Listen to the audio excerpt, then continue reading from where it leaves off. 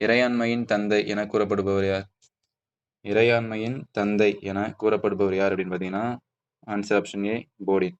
So இறையாண்மையின் தந்தை என கூறப்படுபவர் யார்? போடின். ஒருமைவாத இறையாண்மை கோட்பாட்டை எடுத்துரைத்தவர் யார்?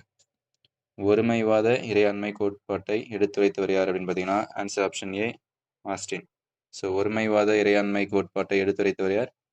Option A Austin. மக்களாட்சியில் இறையாண்மையின் உறைவிடமாக இருப்பது எது?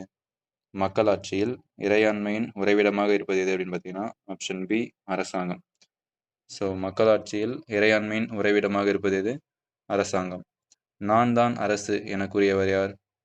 நான் தான் அரசு என கூறியவர் யார் அப்படின்னு பார்த்தீங்கன்னா ஆப்ஷன் சி 14ஆம் லூயிஸ். ஸோ நான் தான் அரசு என கூறியவர் யார்? 14ஆம் லூயிஸ். இரட்டை குடியுரிமை காணப்படும் நாடு எது? இரட்டை குடியுரிமை காணப்படும் நாடு எது அப்படின்னு பார்த்தீங்கன்னா அமெரிக்கா. ஸோ இரட்டை குடியுரிமை காணப்படும் நாடு எது? அமெரிக்கா. ஸோ இது உங்களுக்கான கொஸ்டின் கைஸ். இந்தியாவில் காணப்படக்கூடிய குடியுரிமை எது?